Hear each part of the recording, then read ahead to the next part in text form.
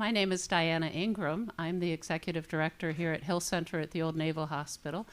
And it's great to see so many familiar faces and a few new faces. Is there anyone who has never been in the building before? Oh, super. Welcome. Please come back. You're in the oldest naval hospital in Washington, D.C. It was commissioned by Abraham Lincoln and completed in 1864. So tonight, welcome to Talk of the Hill with Bill Press. This is a strand that Bill created specifically for Hill Center. He himself is a Renaissance man. He is an award-winning journalist. He has a fabulous podcast. If you're not on his email list for his weekly column, sign up. It's fantastic. Over the course of the past 14 years, Bill has interviewed nuns and Supreme Court justices, representatives. John Lewis was one of the very first guests, which was such an honor for all of us. But I want to share a quick paragraph by the fabulous senator from Vermont. Bill Press has done it all. He was the chair of the California Democratic Party. He has been involved in numerous campaigns. He has been a prolific writer and has worked as a host and commentator on radio and TV. In other words, he knows politics inside and out. This is the tale of an engaged and often outraged citizen who loves his country and wants to see it move forward in a progressive direction. This obviously was a blurb for one of Bill's many books, but I think it can also translate to the study of history. So it is indeed an honor to welcome Dr. Atkinson, who I think is going to be more famous now that you're on television with a wonderful documentary series on public broadcasting. Please take a moment to turn off your mobile devices. And I'm going to ask Lamar to turn on the lights, the stage lights. And Bill will be in conversation with our wonderful guest.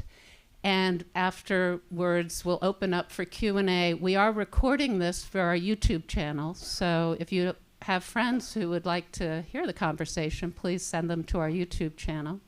But wait for the microphone if you have a question.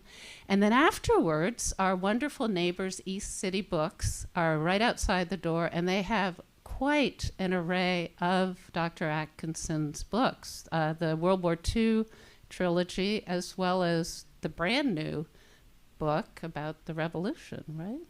Yes. So, without further ado, thank you very much. Diana, thank you. I guess, yeah, now it's on. All right, thank you. Rick Atkinson, welcome to the Hill Center. Thank you, Bill. Thank you. Can I apologize for being late? I've lived in Washington for 45 years. I live in the city. I know the difference between Northwest and Southeast. Anyway, and I'm not Dr. Atkinson. That's Dr. Atkinson. And our daughter is the other Dr. Atkinson. I'm the one without the doctorate. And I just want to say that quote from Bernie Sanders that Diana read is a blurb for a book that I wrote called Buyer's Remorse, which was how liberals, progressives, let's say, were somewhat disappointed in the Barack Obama presidency. And that quote and that book was attacked by Hillary Clinton in her debate with in the primary, but attacking me by name for writing that book when I was on the set at CNN with Anderson Cooper. So it was a lively evening to be brought up in the debate and attacked in the debate by Hillary Clinton. But I still stand by the book. How lucky we are tonight. Here we are now, just the beginning of the celebration of the 250th anniversary of the American Revolution. We have a chance tonight to meet and talk with a man who's writing the definitive history of the American Revolution, on top of having won the Pulitzer Prize for his definitive history of World War II, Rick Atkinson. It's an honor to have you here tonight, Rick. Thanks, Thank Bill. you so much. Thank you. The first one, The British Are Coming, and the second, The Fate of the Day. And we all sit in anticipation of Volume 3 coming when? Sometime. Well, the first two each took me 6 years. I'm older and slower. I don't think the third one's going to be any quicker. Oh, okay. All right. Well, I do almost all the research myself, so it has to go through my eyes, through my brain. So I'll get there. The semi-quincentennial of the Battle of Yorktown is in 2031. I know it's on your calendars. And if I can hit that mark, I'll be happy. all right. You'll come back for volume 3. Good. So, And all I'll know southeast, not northwest. That's a deal. I can't think of any better way to sum up Rick's work than quoting from the New York Times, the review of Fate of the Day. Amy Greenberg says, "There is no better writer of narrative history than the Pulitzer Prize-winning Atkinson, who is able to transport readers to a different time and place without minimizing the differences of the past from the present. Deeply researched and meticulously structured." Indeed, Rick, I've got to ask you that I am stunned by the level of detail. World War II, yes, but let's talk about the American Revolution. I mean, you seem to know every battle, every shot fired, every person wounded by name and where they lay. I mean, the retreat of the British from Lexington, from Concord back to Boston, which was so bloody, and they were ambushed over and over again. And it's like you were at CNN with a camera filming every episode of it. What are your sources? Well, they're manifold, obviously. I spend years cumulatively in 15 or 20 archives around the country and around the world. I'm an archive rat. The mystery of the next unopened archival box is what gets me up in the morning. And I'm looking for those brushstrokes of detail that bring a story to life, that allow the reader to not only see it and hear it, but to smell it. One of my literary heroes is Shelby Foote, who was a novelist who wrote a trilogy about the Civil War. 3,000 pages on the Civil War without a single footnote, I will add. You can't get away with that today. And Foote said, "A fact is not a truth until you love it.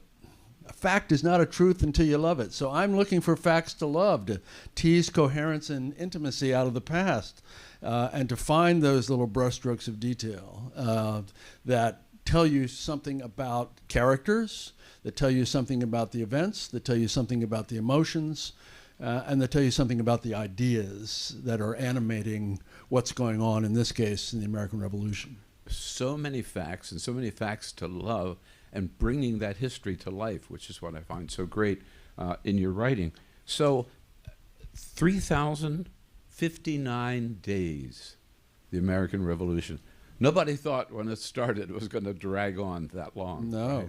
Absolutely. The British wanted it over quickly, partly because they were deeply in debt from the previous war, so they needed a cheap, quick war, and partly because they were looking over their shoulder at their arch enemy, their hereditary rival, France, having just defeated France and Spain in the 7 Years' War, the French and Indian War as we call it, and consequently having created the first British Empire in 1763. They got out of that settlement in 1763 Canada, parts of India, more rich sugar islands in the West Indies, which is where the real money was, and then 500 million fertile acres west of the Appalachian Mountains. And they knew that France wanted to get even. And so the British, when the shooting starts on April 19th, 1775 at Lexington and Concord, the British think this can be dealt with very quickly. Well, it's going to be 8 years. 1783 is when the war comes to an end. Right. And you're right, nobody at the time on either side anticipated that it would not only go on, but that this brush fire on the edge of the civilized world, this little insurrection in America, would turn into a global war fought on 4 continents and the 7 seas. Yeah. It metastasizes into a lot of things, including our first Civil War and this global conflagration. So here we are at the end of book 2, or at the end of episode 5 of the great series you did with Ken Burns, in which you played such a major role. And we're 5 years into the war, and we're losing. At least we're not winning. Yeah. We might have lost this war. Yeah. Right? I mean, that's my conclusion at this point, which I never expected. Yeah, well, I want you to come back for volume 3. David McCullough said that in good narrative nonfiction, as in life, there's no such thing as a foreseeable future. Those founders, that founding generation, they couldn't see where this was going to end. And when volume 2 ends, which is May 1780, Charleston has fallen. The 5,000-man American army that's in Charleston has been destroyed, and things look pretty grim. Yeah. So yes, there are lots of ups and downs. The vicissitudes are extraordinary throughout the war. And,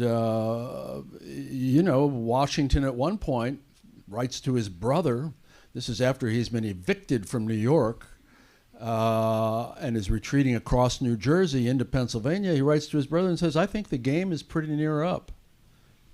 That's late 1776, and we got a long way to go. Right. So we mentioned South Carolina, Charleston falls. So right now, let's just settle this big controversy once and for all. South Carolina or Virginia? Now, South Carolina, January 1, as many of you may know, started issuing new license plates that say, where the Revolutionary War was won. Some of us think it might have been won at Yorktown. So Virginia's, so where was it? Who's right here? Well, you don't see them putting where the Civil War began.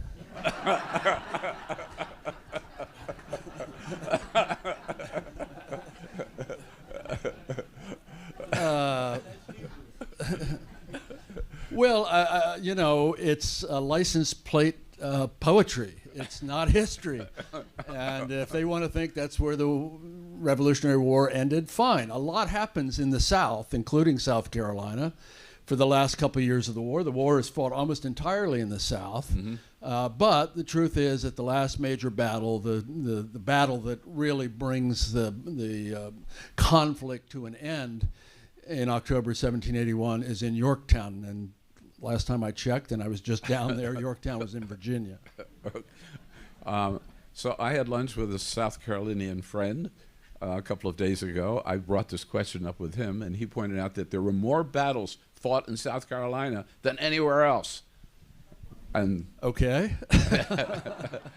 Good. And therefore, that justified the license plate. Yeah. So. Well, there's the war becomes, as I mentioned, a civil war, and it's as nasty as every civil war is, and it gets nastier as the war goes on, and it's nowhere is it nastier than in South Carolina, where it really is an internecine struggle where there are lots of atrocities by both sides. It's brother against brother, father against son. It's going to take a long time to heal that wound.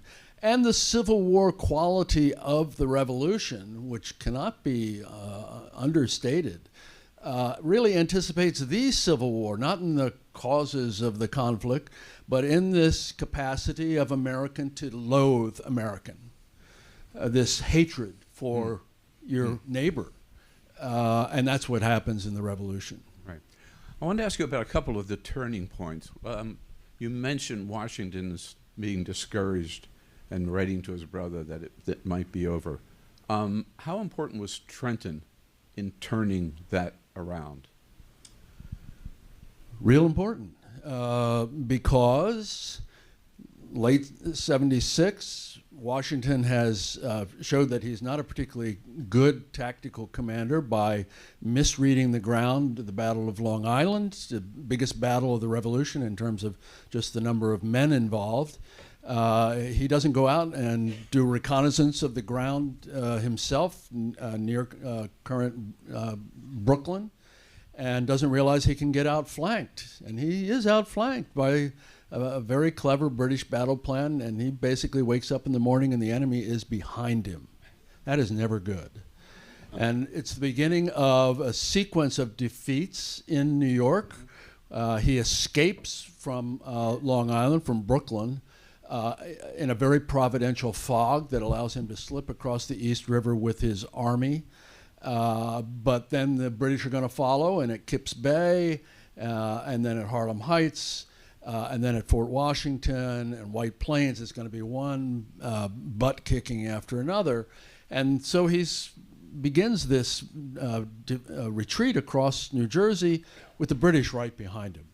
I mean, they're chasing him. They were within a day's march of catching him, and the army is down to 3,000 men at this point because there are a lot of desertions. At one point, Washington says, we shall be obliged to send out one half of the army to bring back the other half. That's what desertion is like. And enlistments are expiring, and the militia can't be counted on. So he's really desperate at this point, Bill, and he crosses the Delaware into Pennsylvania. It's when he writes this letter to his brother. And out of desperation, he concocts this very bold plan, which is to cross the Delaware famously on Christmas night. He knows, he's got good intelligence, he knows that there is a garrison of about 1,000 Hessians in Trenton. He knows that they're vulnerable. And so he conceives of a plan, a two-pronged attack on Trenton, surprises the Germans. They are not drunk, unlike American mythology. Their commander is a colonel named Rahl, who's quite a capable soldier. He's not drunk, but they are surprised. And that rearguard garrison is going to be destroyed. Okay, that's good. Well, then Washington does something that's really quite surprising and shows that he really does have some chops as a commander.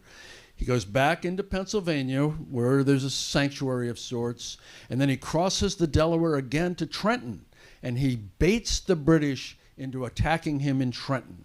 And they come down from Princeton, which is about 15 miles away. He's got good ground, and the British think they have him, because the river is very icy, and there's no refuge in Atlantic City. The casinos are closed.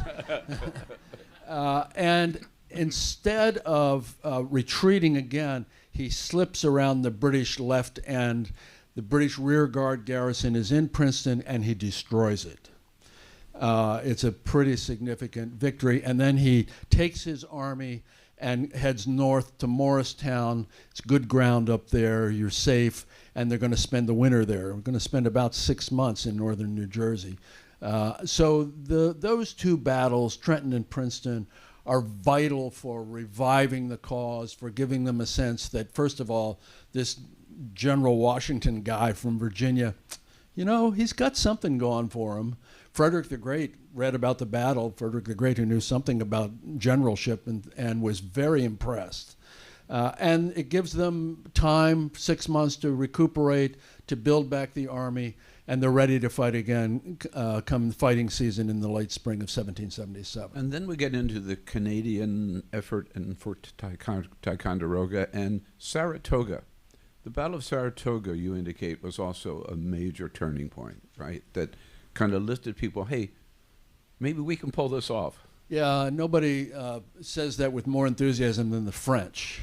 Right. So Saratoga, the British have decided that they're going to launch an invasion of New York from Canada. And they send an army under General John Burgoyne out of Canada, down Lake Champlain. They easily capture Fort Ticonderoga, the so-called Gibraltar of the North, and they're in the Hudson River Valley. And the plan is to cleave the New England states away from the mid-Atlantic states.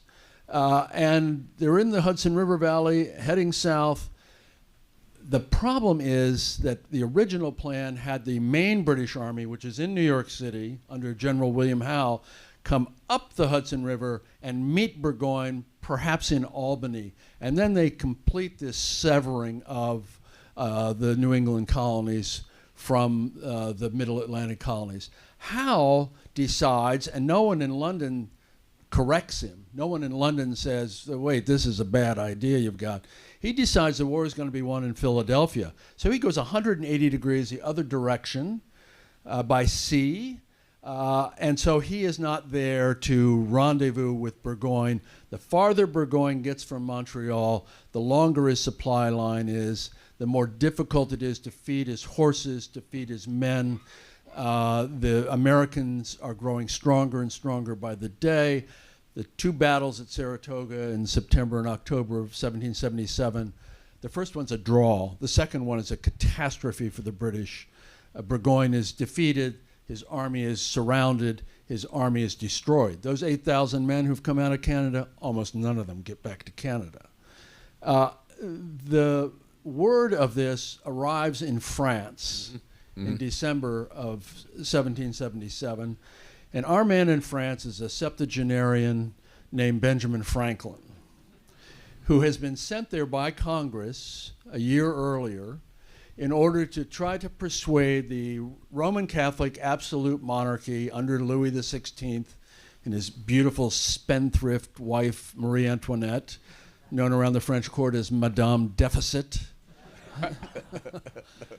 to persuade the king and his foreign minister, Vergennes, and the rest of the French court that they really do want to align themselves with Protestant wannabe Republicans intent on armed insurrection against their lawful monarch. That's a heavy lift diplomatically. And Franklin does it brilliantly, brilliantly, our first and greatest diplomat. And the ace in the hand that Franklin ultimately has is this news from Saratoga. And he takes it to Versailles and says, look what we did. And that's what causes the king, Louis XVI, to say, okay, I'm in. And he signs 2 treaties with the Americans, and then they're really going to provide not just clandestine gunpowder and muskets and so on, which they have been providing, and money, but they're going to send an army and a navy. And so that really is the fulcrum on which the war is going to turn. Right. So could we have won without the French? Not in 1783. It was that critical, their support. Yeah, their support, and you know, it's going to become more critical because that Battle of Yorktown that we've referred to earlier, the French make that happen. We don't win that battle without them, and the war will go on and on and on. King George III, your last king, he's nothing if not stubborn, and he's absolutely determined that it's not going to happen. He's not going to allow these American insurrectionists to break away, and he's got reasons for it. He's not the sinister ninny who prances across the stage in Hamilton every night. He's a much more interesting character than that, but he's really determined that this isn't going to happen. And so I think the war would have dragged on even longer than it did without the French. There's so many great characters in the American Revolutionary War, and you paint a great picture of every one of them. But you've touched on a little bit. Let's start with George Washington. Is it fair to say that he didn't start out so great, but he grew into the job? Yeah, I think that's fair. I mean, he proverbially is the indispensable man, and it turns out that the proverbial can be true at times. So, you know, he becomes the commander-in-chief of the brand new Continental Army, shows up at Cambridge outside of Boston in July 1775. He's been appointed to the job by Congress, and he seems the obvious man for the job. First of all, he comes into a room, he's almost 6'3" at a time when the average American male is maybe 5'6". He dominates the room. He looks great on a horse. Jefferson says he's the greatest horseman of his age. He's had 5 years of pretty intense combat experience as a militia colonel for the Virginians, always under superior British command during the French and Indian War, but he's been out of uniform for 16 years, and there's a lot that he doesn't know. He doesn't know much about cavalry. He doesn't know anything about continental logistics. And he's a Virginian taking over an army that's largely composed of New England militiamen. They're different countries. And he's got nothing good to say privately about New England. He talks about dirty New Englanders, and he's very disparaging of the junior officers. one of the things he's got to learn, and fortunately he is a quick learner, is what they are sacrificing to be at his side in the cause.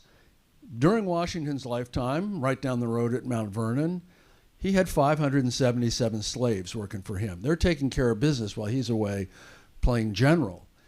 Your average New England militiaman, now a Continental Army soldier, doesn't have that. And they have left their families, their farms, their tanneries to serve with him. And they're not getting paid. Well, they're getting paid at $6 a month if you're private, but the money is increasingly worthless. Yeah. $6 a month. Well, by 1779, the phrase "not worth a continental" is literally true. Continental dollars are worthless. So yeah, they're not doing it for the money for the most part. So, anyway, Washington has he's got a lot of attributes in addition to the defects that he's got. He's got a big brain organized for executive action. He's willing to make decisions. He's willing to take responsibility. He has a very good eye for subordinate talent. So he looks around and he sees this 25-year-old overweight Boston bookseller named Henry Knox, and somehow intuits this guy's going to be the father of American artillery. And he sees this 36-year-old lapsed Quaker from Rhode Island, anchorsmith, named Nathaniel Greene, and somehow intuits that he's going to be second only to Washington as the indispensable man in the Continental Army. That's a real skill set for any executive to have. So he's got these things going for him, and he is, as you say, going to grow into the job. Mm-hmm. He, another thing about him, at a time when typhus, typhoid, smallpox, dysentery are killing thousands of soldiers, he's very robust. He never seems to even catch cold. And that's really important. He projects this sense that here is a stolid leader who will always be at the helm. Right. We mentioned Benjamin Franklin, and I will take your applause for him as our first and greatest diplomat, and talk about one who didn't turn out so well, Benedict Arnold. George Washington was very fond of him at one point, right? Counted on him. Because he is arguably the best tactical commander on either side the first 2 years of the war. Wow. He's born to lead other men in the dark of night, which is, something that Washington recognized immediately and embraced. Arnold had been, he was from Connecticut. He was from a moderately well-off family. His father drank away the family fortune. Benedict was supposed to go to Yale. That didn't happen. He works as an employee for an apothecary in Connecticut, and they help set him up with his own apothecary shop. He hangs out a shingle, Dr. Arnold. He's not a doctor either. And when the shooting starts, he is involved with Connecticut militia. He's involved in one of the first episodes of the Revolution. He and this ornery guy from Vermont named Ethan Allen go together with a small group of men to seize Ticonderoga. There's a small British garrison there. They overrun it. The two of them are bickering the whole time. This catches Washington's attention. And so Washington, when he meets him for the first time in Cambridge, says, we're going to invade Canada. This, incidentally, is the semi-quincentennial of our invasion of Canada. It did not go well, and I invite anybody who thinks Canada ought to be the 51st state, or Venezuela or Greenland, to read chapters 5, 8, and 12 of the British Economy. So he asked Arnold, he wants Arnold led there was a two-pronged attack into Canada, and Arnold leads about 1,000 men through the Maine wilderness in the late fall of 1775, one of the most amazing feats of endurance in American military history. He's badly wounded. We get everything except Fortress Quebec. The other commander of the expedition, former British Army officer named Richard Montgomery, is killed. Arnold's badly wounded. He's shot in the left knee. But Washington again is seeing, okay, this is a fighting son of a bitch, and I can really use him. So at Saratoga, both those battles, he's going to be, front and center. He's at the cannon's mouth. He is vitally important in the victory at Saratoga. He's shot in the same leg again, and this time he's really badly wounded. And he's going to be months in the hospital. When he's finally out of the hospital, his left leg is 2 inches shorter than it had been. He walks with a limp for the rest of his life. He can't ride a horse, and he's been brooding. And he's a brooder. He's got grievances, and the grievances are festering, and we all know where this is leading. Mm-hmm.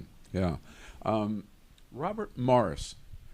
I didn't realize how pivotal Robert Morris is. Again, if we couldn't have won without the French, we probably wouldn't have won without Robert Morris. Yeah, Is that important? He's pretty important at key moments. He paid for the war, basically, right? Yeah, right. With the Continental not worth anything, somebody had to come up with something that was worth something, and Robert Morris was a big part of it. He's a Philadelphia merchant. Is born in Britain, and he's got the capacity to find money where there is no money to be found. And there are key moments, including before the Battle of Princeton, where Washington basically writes to him and says, "Got any spare change? The soldiers won't fight without me giving them some money." And he borrows the money from Quakers in Philadelphia, and literally a bag of money is sent to Washington, and he's got enough to keep the troops from mutinying.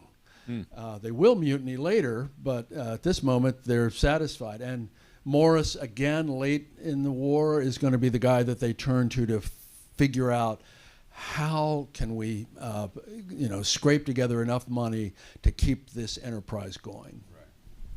Right. I was surprised to learn, too, that we hear about all the men and the soldiers. There were a lot of women who played very key roles on the American side, right? I mean, wives and followers and kind of whatever. Yeah, that's right. Betsy Ross is not one of them. That's mythology. There's no evidence that she sewed the first American flag. She did make flags. She was a seamstress in Philadelphia, twice widowed, I think, and an admirable person, but she did not make that initial flag with the stars, stripes, and whatever. The women, of course, play pivotal roles on several levels. When the men go off to war, who's going to take care of the farm? Who's going to take care of the tannery? Who's going to take care of the blacksmith shop? Who's going to take care of the children? It's the women. And that's really important in part because if you're soldiers, I know this having spent a lot of time in Somalia and Bosnia and Iraq and so on, if the soldiers are worried about what's happening at home, they're not good soldiers. They're fretting over things that distract them from the job at hand. And so the fact that women rise to the occasion, as they do by the hundreds of thousands, to help on that front is important. You've got women like Abigail Adams, wife of John. She's the smartest of the bunch. And she's as good a writer as any of them. And her correspondence with John over the course of their long marriage is spectacular. And she's as radical as he is. And she helps to enunciate what it is that they're fighting for. And then you allude to this, in camp, there are women. Mm-hmm. There are camp followers. Some of them are wives, some of them are not. They're doing things like they're working as seamstresses, they're working as nurses. They're helping to keep the army moving. And they play a vital role. In some cases, there are a number of children with them, so it's not unusual for the army to be moving with this gaggle behind them that includes a lot of women and kids and hangers-on and so on. Right. There's one woman who keeps popping up in book 2, not on our side but on the other side, the Baroness. Yeah. Baroness, what is it? Frederica Riedesel or Riedesel. Riedesel. Yeah. Yes. Frederica von Riedesel. Yeah, she's fantastic. I wish she was on our side. Her husband, the Baron, is Major General, and the British, over the course of the war, are going to hire 30,000 Germans. They're known collectively as Hessians, even though only a bit more than half of them are actually from Hesse. And Riedesel is going to command the German force that's with Burgoyne coming out of Canada down the Hudson River Valley. He's a very capable guy. He's got a lot of military experience. The Baroness, you know, she misses her man, and she decides she's going to follow the army. And so she sails from Germany to England. She gets on a ship. She comes to Canada with her 3 daughters, all under the age of 7, I think, at the time. And she rendezvous with the Baron, and she is there for the destruction of that army at Saratoga. And she's, it's very intense. Yeah. The army is surrounded. There's a lot of cannon fire, and she and the girls are huddled, and the cannonballs are coming through the house. It's tough. He's captured, along with the rest of the army, British and German, and she's captured too.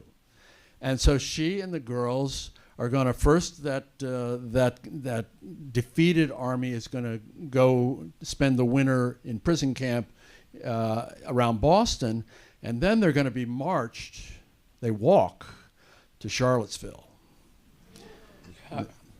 And they go to Charlottesville because it's a long way from any British fleet that could try and free these thousands of British and German soldiers. And so she's in Charlottesville, and she gets to know a local planter, who I think, and she's completely charming. She's really, and she writes about her, she writes a diary, and then she writes a book. She meets a local planter in Charlottesville who takes a shine to her. His name is Thomas Jefferson. And Jefferson, first of all, he sells her a piano because she loves it. He doesn't give it to her. He sells it to her. He needs the money. And she loves to sing Italian arias. And then he does buy and give to her 8 little demi-tasse spoons, silver spoons. She's, you know, she eventually is freed from captivity with the girls and her husband. Her husband's exchanged. And she's going to end up back in New York, and she's going to end up pregnant with a 4th daughter. And she and the Baron named that daughter America. She's fantastic, Bill. No, she's a favorite one. I kept looking for when she's going to pop up again. Yeah, this is great. Right, wish you were on our side. It's all in here. Isn't history so much fun and lively? And thanks to Rick for making us so. So, and then we have a few more minutes, and then open up to you. I know you'll have lots of questions as well. You and Ken Burns at the end, and maybe the 5th episode, talk a lot about the role of slaves, about blacks on both sides, right?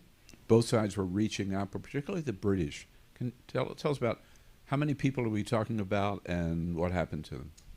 Yeah, well, there are 2.5 million people in America when the war begins in 1775. 500,000 of them are enslaved blacks. And as the war begins, the British particularly recognize that here's a potential source of manpower, and here's a way to throw a monkey wrench into the American economy, particularly in the South. Yep.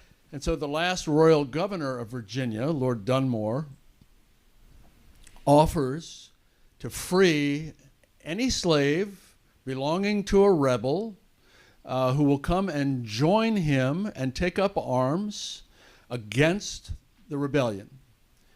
Join what he calls his Ethiopian regiment. This deal does not apply to runaways from loyalists, and it doesn't apply to Dunmore's own 40 slaves. But nothing angers the Southern planters in particular, and Washington specifically, more than this effort by Dunmore to caused the slaves to rise up, essentially. It's what in South Carolina, North Carolina, Georgia, Virginia, they have most feared for decades. It's the slaves being armed and rising against them, which has happened on occasion. So Dunmore's effort leads to nothing particularly good. The Ethiopian regiment never amounts to much. Smallpox sweeps among that cohort of blacks. It's very, very sad. The Americans, meanwhile, are thinking, okay, well, we got 500,000 black slaves. What should we do with them? Washington really doesn't want to have anything to do with the question. But there are people in Rhode Island, for example. There is a regiment that's composed largely of either free blacks or quote-unquote mulattoes, or in some cases Indians, or in some cases slaves who have been promised their freedom if they will fight for the home team. That regiment turns out to be pretty good and pretty remarkable. It's also fairly unique. There are about 5,000 blacks who fight for the Patriot cause over the course of the rebellion. There are probably about 10,000 who end up fighting for the British in one form or another. In many cases, they're not fighting per se, but they're acting as laborers and so on. But they're part of the war machine. So you have to say that nothing good comes out of the American Revolution for 500,000 black slaves, and nothing good comes out of the American Revolution for the Indians. The Civil War qualities of the Revolution spread to Indian tribes. So the 6 nations of the Iroquois, who have gotten along very well for a century, they end up 4 of those nations, tribes, align with the British, 2 align with the Patriots, and they fight each other. So that's part of the complexity of this very complex story. And for the slaves who chose to help the British, when the war is over, what happens to them? Well, it depends how lucky they are. A number of them have, over the course of the Revolution, have run away and taken refuge with the British Army, wherever the British Army may be. And the war is largely in the South. Virginia's population is half slave. And so those slaves, in thousands of cases, end up back in New York, and they're allowed to leave. There's a roster of them. It's called the Book of Negroes. And the British have promised them freedom. Mm-hmm. And for thousands of them, there is freedom. And they go to Nova Scotia, they go to Jamaica, they leave America. For most, there's no going into exile. In many cases, they are sent back to their masters. If they've participated overtly with the British in fighting the Patriots, the punishment can be very severe. Occasionally, they're sold into slavery in the West Indies, which is a death sentence. And the revolution's going to end in 1783 without this terrible conundrum of slavery being solved, obviously. And didn't George Washington and Thomas Jefferson both support sending these slaves back to their owners? Absolutely. Yeah. I mean, they're both, they have inner conflicts. There's no doubt about it. Jefferson does, but he doesn't do what Washington on his deathbed, he dies in December 1799 at Mount Vernon, and in his will he frees the slaves that he owns at Mount Vernon. He cannot legally free the ones that Martha owns. Jefferson doesn't even do that. And of course, Jefferson's had a relationship with Sally Hemings, and several of his slaves are his children. You can't square the circle morally. It's shameful. But it's part of our history. It's part of the history of the Revolution. Right. I was really struck by your closing in the Ken Burns series, where you talked about the fact that at this 250th anniversary, the challenge now is, if I'm quoting you correctly, roughly, our challenge now is to make the American Revolution real. That it's still going on, right? It's not over yet. We still have a lot of work to do. Tell us about that. Yeah, I mean, the former Librarian of Congress and acclaimed poet Archibald MacLeish said democracy is never a thing done. It's always something a people must be doing. You know, we hold these truths to be self-evident, that all men are created equal, that they're endowed by their Creator with certain inalienable rights, that among these are life, liberty, the pursuit of happiness. That didn't apply to 500,000 enslaved blacks at the time when Jefferson wrote those words in 1776. Didn't apply to women, didn't apply to indigents, didn't apply to Indians. It's aspirational. And so much of the revolution is aspirational. They see a rising empire. They use the phrase continental Congress, continental army, continental dollars. They know California's out there somewhere. And so they've got visions of what we can become. The aspirational qualities of the underpinnings of the revolution are something that I think is an ongoing project. The challenge of the American experiment is to take these aspirations and to make them our own and to hand them off to our children and our grandchildren. And that's how we push this extraordinary thing forward. The creation of the American Republic is one of the greatest achievements in humankind, something we should be immensely proud of, and something that we obviously have to work at every day. It is under threat every day. And if we don't rise to the occasion, it will go away. They knew it back then. The idea that the founders were embracing was not just to overthrow what they saw as British tyranny. It was to prevent future tyrannies. They're very explicit about it. Connect the dots. So the revolution is not over. Now it's up to us. Rick Atkinson, how great to have you here with us tonight. Thank you so much.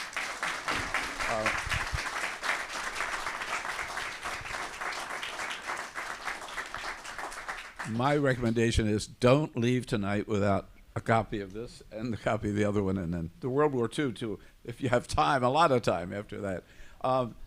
Marianne has a microphone. Yep. Why don't we start over here? Okay. You got hands up here, right? Where you want? I think, yeah, okay. Oh, no, not me. Thank you very much for those comments. I wonder if you could comment on what King George and Donald Trump and their times have in common and what we might learn from that. I kind of admire King George. I'll be back. Great. It's the best song in Hamilton. You'll be back, yeah. Well, first of all, George is a patriot king. He's a constitutional monarch. He is a supporter of the arts and the sciences.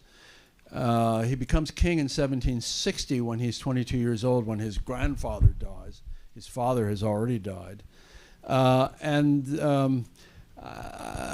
tell you, the Queen Elizabeth II in 2015 opened up to outside scrutiny the Georgian papers, which she owned as part of a project to digitize and catalog the papers of all four Georges who became king in the 18th and 19th centuries.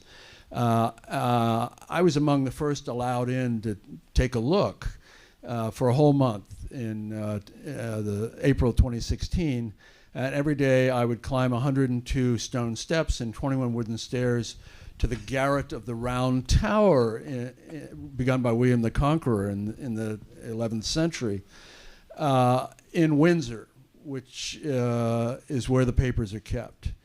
And George was his own secretary until late in life when he began to go blind. He not only wrote most of his correspondence himself, he made the copies himself. And so you have this tactile sense, if you're lucky as I was, of being in his presence. And you can see that, yes, he's ornery, he's stubborn, he can be, you can dislike him. I find him impossible to detest or to simply dismiss him as a reactionary autocrat.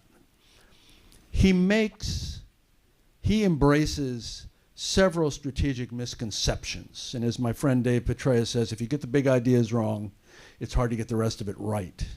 So he believes that there's a large silent majority of Americans who are loyalists. That's wrong. He's wrong. He believes that superior British firepower will cow the Americans and bring them back into their duty, as he puts it. That's also wrong. They're not cowed. And then he also believes, and this error is shared by majorities in Parliament, both the House of Commons and the House of Lords, and through a majority of the body politic in Britain. He believes that if the American insurrection is permitted to succeed and the American colonies slip away, it'll encourage insurrections in Ireland, Canada, the Sugar Islands of the West Indies, and it'll be the beginning of the end of the British Empire. He's also wrong. He's told he's wrong by a guy named Adam Smith, who writes a doorstop called The Wealth of Nations. It's published in 1776. And Adam Smith says, you don't need to do it that way. You can get where you want to go through international trade, with or without tariffs. So he's got misconceptions.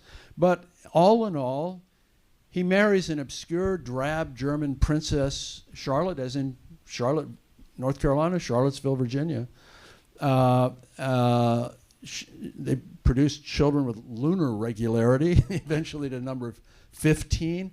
He's a caring father. You see in this correspondence, he cares about his kids, which is not always a given among 18th century monarchs. So I find him a very complex, very intriguing character who takes a pretty serious wrong turn in the middle of his monarchy. He's going to live till 1820. He's king for almost 60 years. And he's not crazy during the Revolution. That's a different story. Right. Question over here. Hi.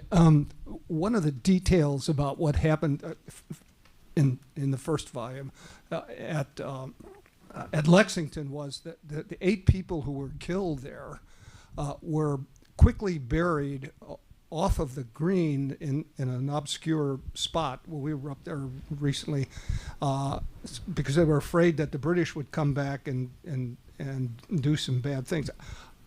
Had you been aware of that, or had you looked in? Because one of those people buried there was an ancestor of my wife. Yeah. Isaac Muzzy was. Yeah, it's actually in there. You're right. They, it's a terrible day, April 19th, 1775. It's been a long day. It starts at Lexington with 8 dead in what is not a battle. It's not a skirmish. It's a massacre. Nobody knows who fired the first shot, but the British just mow down this militia gaggle that's there to confront them. And then they're going to go on to Concord, and Concord's ready for them. And the next thing you know, the British are retreating for their lives 20 miles back to Boston, being ambushed around every curve on Battle Road. Yes, as the day comes to an end, and there are dead men. There are dead boys. There are dead cows and horses all over that part of Massachusetts. And the job is to collect the bodies, and they do bury them in an obscure place because they are afraid that the British will come back and desecrate the bodies. So they do not, as it turns out. The British will never come to Lexington or Concord again, but that did happen. Any questions over here? Okay. Thank you. So we've been hearing a lot about how AI and technology are going to ruin our ability to know the truth and define data, et cetera. And I'm wondering, as someone who's been looking at a history where there were no pictures and they're moving or still, how do you think about the ways that we evaluate data, the way that we teach people, and how did you uncover what was the truth versus what was propaganda without a picture? Well, it was really tough for Ken Burns because he's making a film about something that happened 250 years ago, and there are no eyewitnesses to interview. There's no B-roll. There are no photographs. It was a tour de force. It took him 10 years, and I think he did it quite brilliantly. AI or no AI, the task of evaluating historical data, whether it's in the form of individual memoirs or documents of one sort or another, that's always been part of the challenge for any historian. And the mythology surrounding the American Revolution, the Betsy Ross issue, is profound. And so chipping away at that, and over the last 2 generations, historians generally have gone a long way toward reversing some of the triumphalism that has dominated the telling of the American Revolution for more than a century after it happened, and the easy lapse into telling stories that really have no firm grounding in the historical record. My job is to evaluate what I find and to try to make sense of it. When I spent 15 years writing about the American role in the liberation of Europe in World War II, I interviewed almost no veterans because I just didn't trust the memory of people who thought they knew what had happened 50, 60, 70 years before. That included my father, who enlisted in the Army in 1942 and lived to 94. So that's making a decision. There are others who rely a lot on oral histories. I'm very skeptical of them. And so you're making evaluations and judgments regardless of the source of the material. I don't know what AI is going to do to our learning, our thinking about the past, and so on. I'm not conversant enough with it. I know what I do, and I'm going to do it. And AI will do whatever AI is going to do.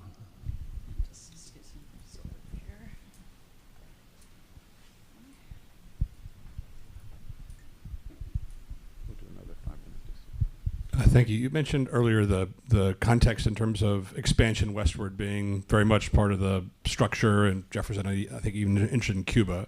As a military historian, could you imagine a scenario where the British might have been successful if the Howe brothers had cooperated, if the Navy had worked with the Army? If they stayed focused on trying to split off New England? Is there some scenario where the outcome would have been different?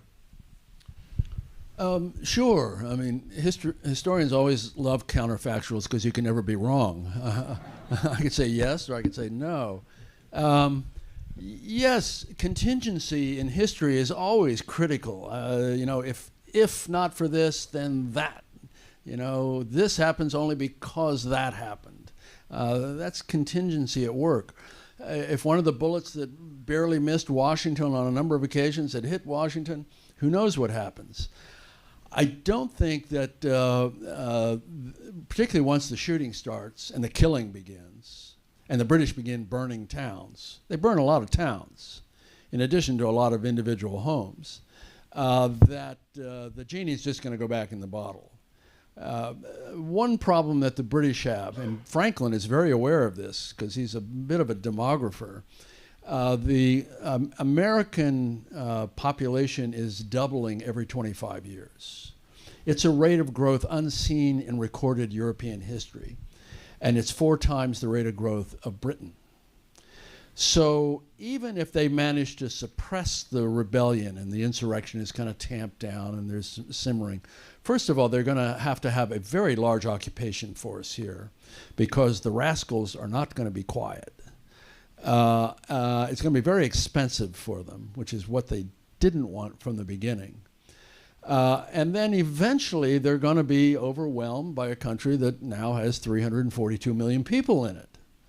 They're not unaware of this. And there are, voices at home in Britain saying, wait, this, this just is not a good long-term plan. I think it's conceivable to see that there's not this march toward Yorktown, that maybe the French fleet doesn't show up to seal off the Chesapeake Bay. Maybe Rochambeau and Washington don't join arms and march down and trap the army of Cornwallis at Yorktown. Even so, I think that eventually it's just not going to work out for the British Empire the way they want it to work out. I think maybe time for one more question. Same thing. Thank you. Okay. Thank you. The Ken Burns series disappointed me with regards to their coverage of blacks, and specifically Salem Poor, who was a freed black man who was with the army from Bunker Hill all the way to Yorktown. The Postal Service did a stamp in his honor. He was freed. He bought his freedom at the age of 21. He was in the Boston area. I'm just wondering, how could a slave purchase his freedom at such a young age without the help of somebody? I don't know the stories. I mean, I know who Salem Poor was. I don't know the details of how he bought his way to freedom. I assume he did have help.